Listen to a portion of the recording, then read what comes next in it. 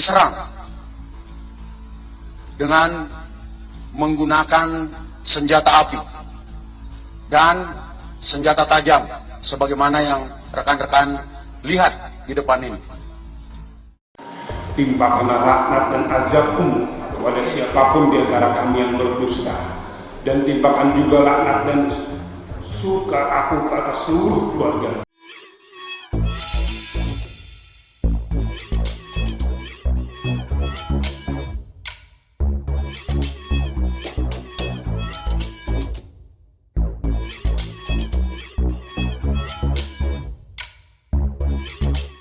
Tonton video ini sampai selesai agar Anda tidak gagal paham.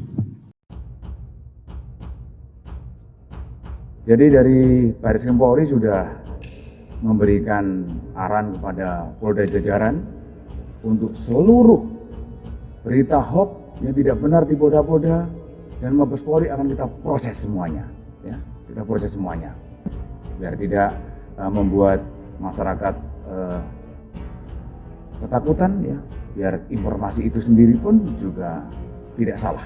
Yang membuat kami keluarga sangat terpukul itu adalah setelah dibunuh, kemudian mati, kemudian difitnah bahwa anak kami membawa senjata api lah, membawa senjata tajam lah, lain sebagainya, dan yang paling mengenaskan lagi, anak kami dianggap atau dikatakan menyerang polisi. Ini tidak logis. Kenapa? Karena putra-putra kami itu sedang mengawal atau konvoy dengan kendaraan untuk menuju Kerawang. Tiba-tiba yang sedang konvoy ini mengawal ini tiba-tiba nyerang polisi. Nah, terus ngapain konvoy?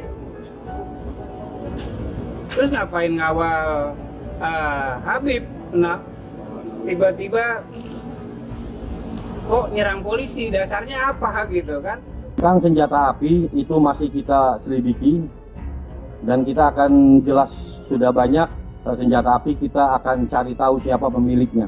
Makanya yang terkait dengan masalah ini penyidikan tidak selesai sampai di sini. Penyidikan tidak selesai sampai di sini, kita akan telusuri siapa pemilik senjata api, bagaimana cara memperolehnya dan lain sebagainya dikaitkan dengan yang terlibat di dalamnya dalam peristiwa tersebut. Perannya jelas itu ada 2 mobil yang mepet kita, yang akan dihentikan kita dan kemudian melakukan penyerangan. Ada yang menggunakan senjata tajam, ada yang menggunakan senjata api. Unlogis, gitu. Sangat tidak logis, dan ini membuat kami terpukul ketika mendapat fitnah seperti ini. Kemudian saya sendiri datang malam itu karena pengumuman dari pihak kepolisian bahwa anak kami mereka lah yang bunuh, Polda Metro Jaya.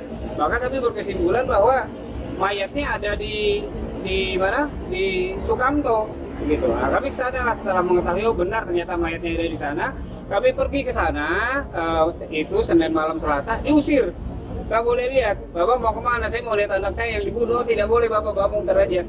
Muter lagi, akhirnya baru besok pagi, esok harinya hari Selasa baru diambil. Itu juga dengan bantuan dari wakil rakyat.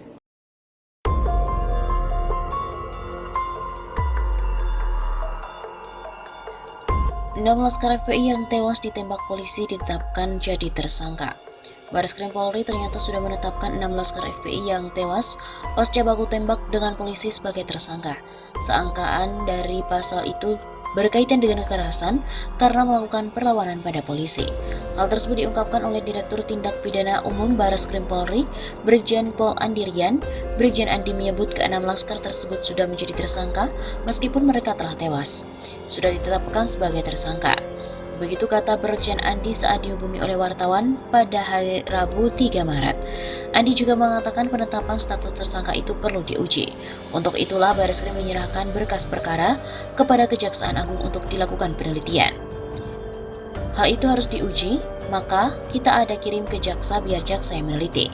Ke-6 laskar tersebut dikenakan pasal 170 KUHP dan mereka dikenakan pasal berkaitan dengan kekerasan karena sempat melakukan perlawanan terhadap anggota Polda Metro Jaya. Sekadar informasi, 6 laskar khusus FPI pengawal Habib Rizik Syihab tewas di tangan anggota Polda Metro Jaya. Polda Metro juga menyebut 2 laskar FPI tewas karena insiden baku tembak dengan polisi, sedangkan 4 lainnya mencoba untuk melawan polisi.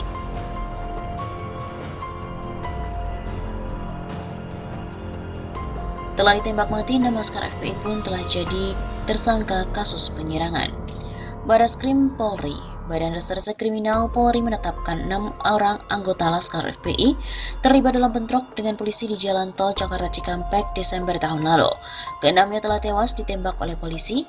Mereka pun dijerat tersangka lantaran diduga menyerang anggota kepolisian.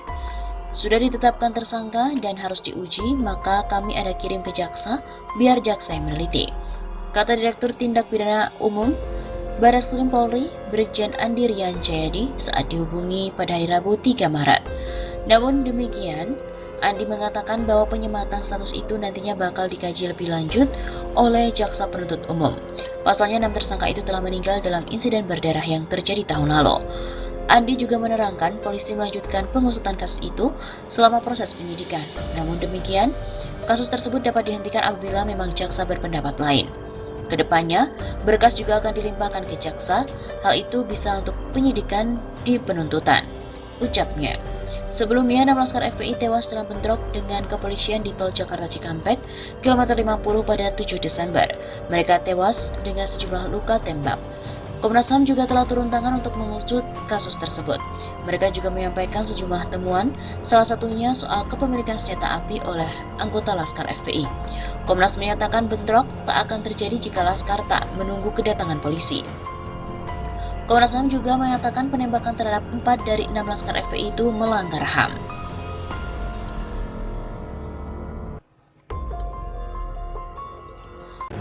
Demi Allah, Tuhan langit dan bumi, kami bersyukur bahwa kami keluarga dari korban-korban lain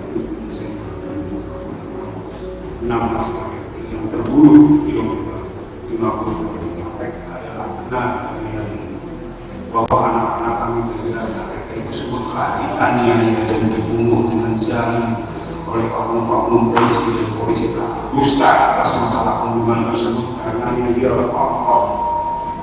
Timpakanlah laknat dan azabmu kepada siapapun di antara kami yang berdusta, dan timpakan juga laknat dan suka aku ke atas seluruh keluarga. Amin ya Rabbal Alamin. Ya Allah, jika mereka para pembunuh dan otak di belakangnya, dalamnya, dan seluruh yang terlibat di dalamnya, pendukung-pendukungnya, mereka yang benar menurutmu ya Allah, Tuhan yang Maha Esa.